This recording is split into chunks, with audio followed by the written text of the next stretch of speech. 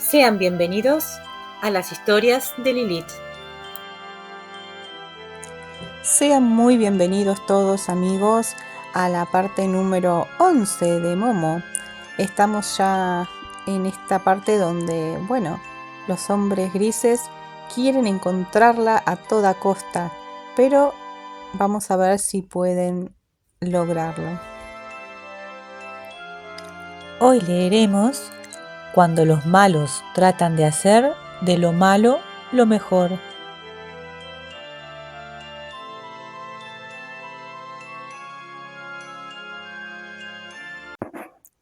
El viejo Beppo pedaleaba sobre su chirriante bicicleta por la noche. Se apresuraba todo lo que podía. Una y otra vez resonaban en sus oídos las palabras del juez. Esa niña no volverá a molestarnos. Puede estar seguro, acusado. Nos ocuparemos de ello con todos los medios a nuestro alcance. No cabía duda, Momo estaba en peligro. Tenía que ir enseguida a verla, a prevenirla de los grises. Tenía que protegerla de ellos, aunque todavía no supiera cómo. Pero ya lo descubriría. Beppo pisaba los pedales con fuerza. Sus blancos cabellos ondeaban al viento. El anfiteatro quedaba lejos. Todas las ruinas estaban brillantemente iluminadas por los faros de muchos coches lujosos, grises, que las habían rodeado por todos lados. Docenas de hombres grises corrían por los escalones de piedra arriba y abajo y registraban todos los rincones. Al final descubrieron también el agujero en la pared tras el que se hallaba la habitación de Momo. Algunos de ellos se metieron en ella y miraron debajo de la cama e incluso en el hogar. Volvieron a salir, se cepillaron los elegantes trajes grises y se encogieron de hombros. El pájaro ha volado, dijo uno. Es un escándalo, dijo otro, que los niños estén por ahí de noche en lugar de estar en la cama, como deben. Esto no me gusta nada, dijo un tercero. Parece que alguien la hubiera avisado. Imposible, dijo el primero. Eso significaría que alguien conocía nuestra decisión antes que nosotros mismos. Los hombres grises se miraron alarmados.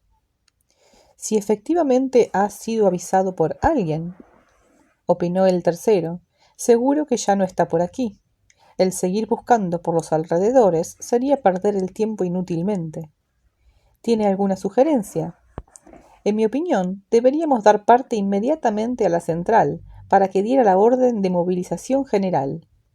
Lo primero que hará la central será preguntarnos si hemos registrado completamente los alrededores, y hará muy bien. Está bien, dijo el primer hombre gris. Registraremos primero los alrededores. Pero si, mientras tanto, la niña ha recibido ayuda de alguien, cometemos un gran error. Eso es ridículo, le espetó enfadado el otro. Aún así, la central puede ordenar una movilización general. Entonces, participarán en la caza todos los agentes disponibles. La niña no tiene la menor posibilidad de escapar. Y ahora, manos a la obra, señores. Saben ustedes lo que nos jugamos. Esa noche, mucha gente de los alrededores se sorprendió, porque el ruido de los coches lanzados a toda velocidad parecía no querer acabar. Incluso las calles laterales y los caminos más pedregosos estuvieron llenos hasta el amanecer de un tráfico que por lo general solo se veía en las calles principales. Nadie pudo cerrar un ojo. A esa misma hora, Momo, conducida por la tortuga, caminaba lentamente por la gran ciudad, que ya nunca dormía, ni siquiera a esa tardía hora de la noche.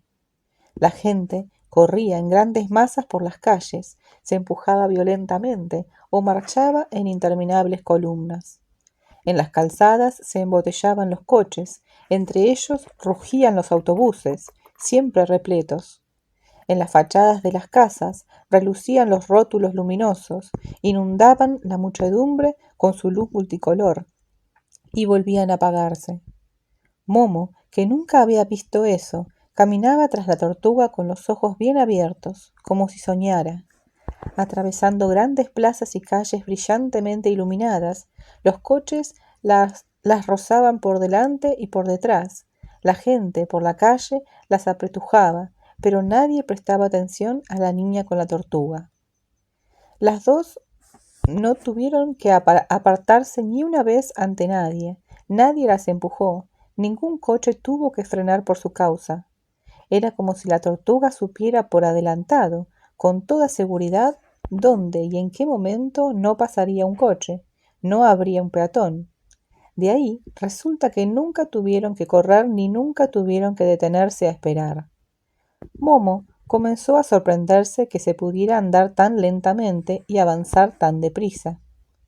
Cuando Beppo Barrendero llegó por fin al viejo anfiteatro, descubrió, antes de apearse de su bicicleta, a la débil luz de su faro, las muchas huellas de neumáticos alrededor de las ruinas.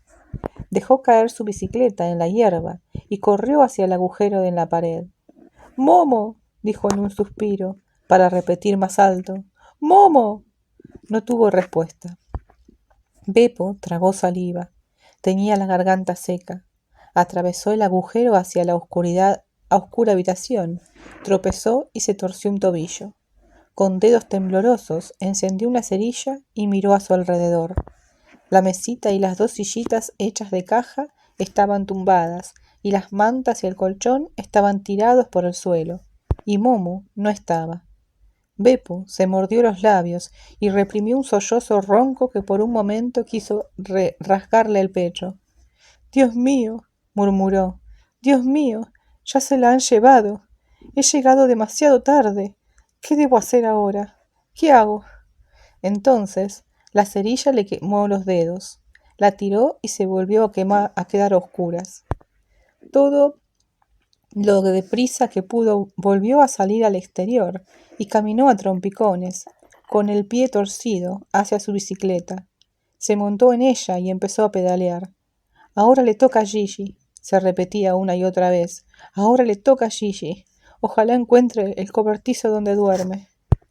Beppo sabía que Gigi se ganaba últimamente unos pocos céntimos adicionales, durmiendo todos los domingos por la noche en el cobertizo de las herramientas de un pequeño cementerio de coches. Allí debía cuidar de que no volvieran a esfumarse, como antes, repuestos todavía utilizables.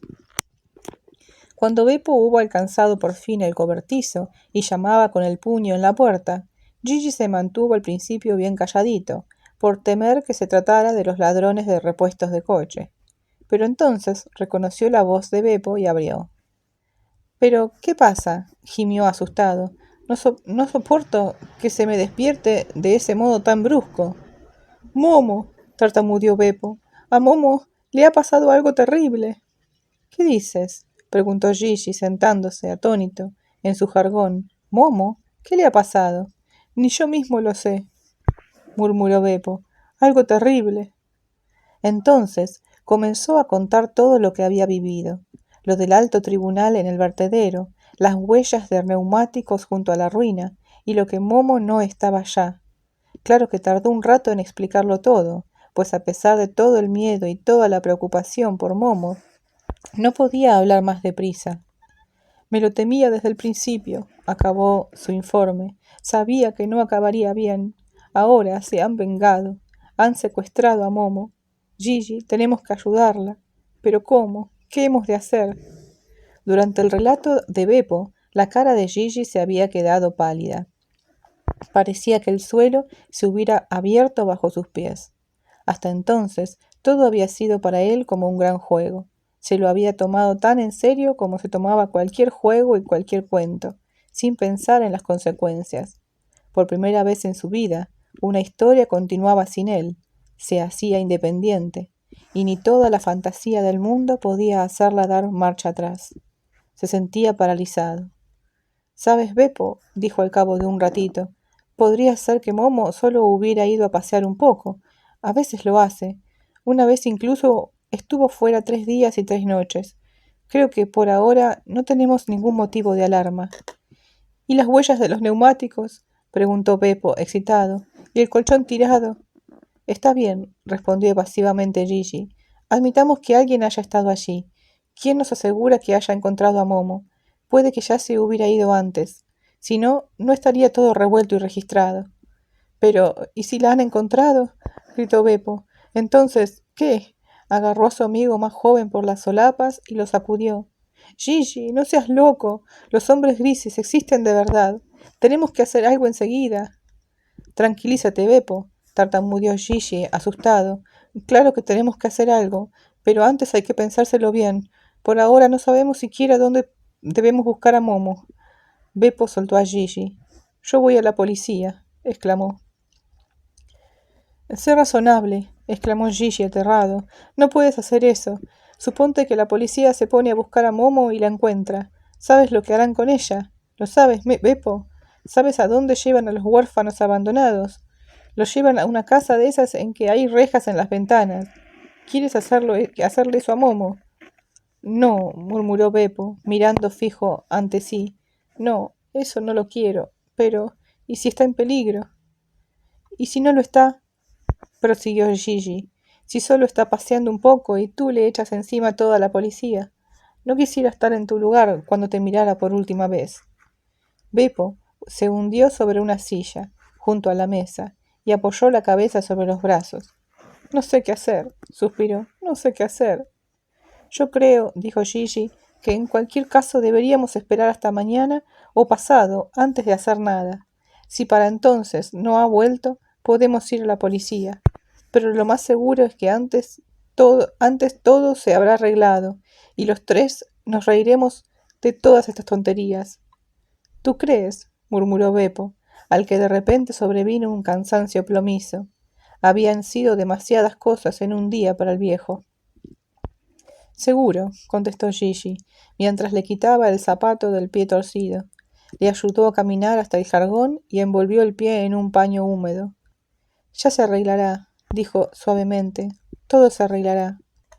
Cuando vio que Beppo se había dormido, suspiró y se tendió en el suelo, usando su chaqueta como almohada. Pero no pudo dormir. Estuvo toda la noche pensando en los hombres grises, y por primera vez en su despreocupada vida tuvo miedo. De la central de la Caja de Ahorros de Tiempo había partido la orden de movilización general. Todos los agentes en la gran ciudad habían recibido la orden de interrumpir cualquier actividad y ocuparse exclusivamente de la búsqueda de Momo. Todas las calles estaban llenas de figuras grises. Estaban sobre los tejados y en las cloacas. Controlaban las estaciones y el aeropuerto. Los autobuses y tranvías. Estaban en todos lados. Pero no encontraron a Momo. «Oye, Tortuga», preguntó Momo, «¿a dónde me llevas?» Las dos atravesaban en ese momento un patio oscuro. «No temas», apareció en el caparazón de la tortuga. «Si no tengo miedo», dijo Momo, después de haberlo deletreado. Pero se lo decía más bien a sí misma, para armarse de valor, porque sí tenía un poco de miedo. El camino por el que la conducía la tortuga se volvía cada vez más extraño y recóndito. Habían atravesado jardines, puentes, pasos subterráneos, portales e incluso algunos sótanos. De haber sabido que todo un ejército de hombres grises la buscaba y perseguía, Momo habría tenido mucho más miedo. Pero no tenía la menor idea de ello, y por eso seguía, pasito a pasito, a la tortuga en su camino aparentemente tan enrevesado. Y estaba bien, así. Del mismo modo que antes la tortuga había hallado su camino a través del tráfico urbano, ahora parecía prever dónde y cuándo aparecían los perseguidores. A veces los hombres grises aparecían unos momentos después por el lugar en que ellas habían estado, pero no se encontraron nunca. «Qué suerte que ya sé leer también», dijo Momo cándida, «¿no crees?» Sobre el caparazón de la tortuga apareció como un aviso: «Calla». Momo no entendía por qué, pero hizo caso. A poca distancia pasaron 3 personas oscuras. Las casas de la parte de la ciudad por la que iban ahora eran cada vez más miserables. Grandes casas de vecindad de las que se caía el enjalbegado orillaban calles llenas de baches en los que se acumulaba el agua. Todo estaba oscuro y desierto. A la central de la Caja de Ahorros de Tiempo llegó la noticia de que la niña Momo había sido vista. «Está bien», fue la respuesta. «¿La habéis detenido?» «No. Pareció que el suelo se la tragara de repente. Hemos vuelto a perder su rastro». «¿Cómo puede ser eso?» También nos lo preguntamos. Algo falla». ¿Dónde estaba cuando la visteis? Esto es el caso. Se trata de un barrio que nos es totalmente desconocido. Ese barrio no existe, repuso la central. Parece que sí. Es, ¿cómo decirlo?, como si ese barrio estuviera al borde del tiempo, y la niña se dirigía hacia ese borde. ¿Qué? Gritó la central. Proseguir la persecución. Tenéis que detenerla. A cualquier precio. ¿Entendido? Entendido, fue la respuesta cenicienta. Al principio, Momo pensó que se trataba del alba, pero esa curiosa luz había llegado tan repentinamente, para ser exactos, en el momento en que había entrado en esa calle.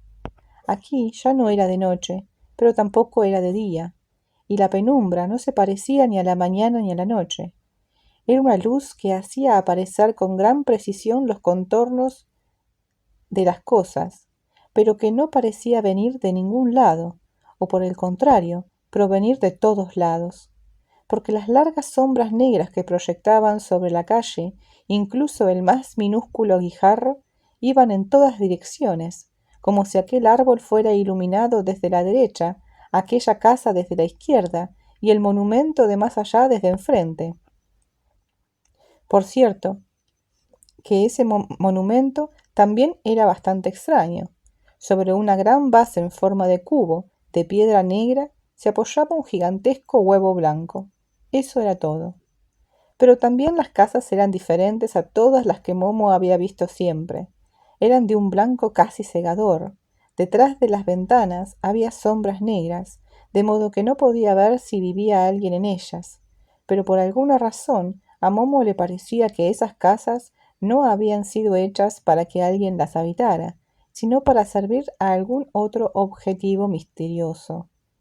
Las calles estaban completamente desiertas, no solo de las personas, sino también de perros, pájaros y coches. Todo estaba inmóvil y parecía como si estuviera rodeado de un cristal. No se notaba el menor soplo de aire. Momo se sorprendía de lo deprisa que avanzaban, aunque la tortuga fuera más lentamente todavía que antes. Fuera de ese barrio extraño, allí donde todavía era de noche, 3 coches de lujo con los faros encendidos corrían a lo largo de la calle irregular. En cada uno de ellos había varios hombres grises. Uno que iba en el primer coche había visto a Momo cuando entraba en la calle de las Casas Blancas, allí donde empezaba aquella curiosa luz. Pero cuando llegaron a la esquina ocurrió algo muy notable. De repente, los coches ya no avanzaban.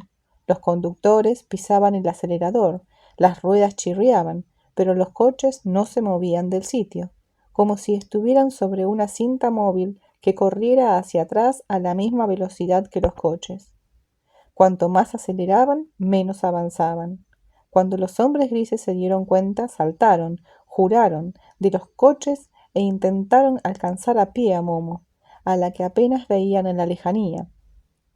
Corrían con las caras tensas y cuando al final se detuvieron, agotados, habían adelantado una decena de metros en total. Y la niña Momo había desaparecido en algún lugar a lo lejos entre las casas blancas. «Se acabó», dijo uno de los hombres. «Ya no la alcanzamos». «No entiendo», dijo otro. «¿Por qué no adelantamos?» «Yo tampoco», contestó el primero. «La cuestión es si nos lo admitirán como circunstancias atenuantes de nuestro fracaso». «¿Cree usted que nos juzgarán?» «No nos van a felicitar, seguro». Todos los hombres grises presentes agacharon la cabeza y fueron a sentarse en los parachoques de sus coches. Ya no tenían prisa. Muy lejos, en algún lugar del laberinto de calles y plazas blancas como la nieve, Momo caminaba tras la tortuga.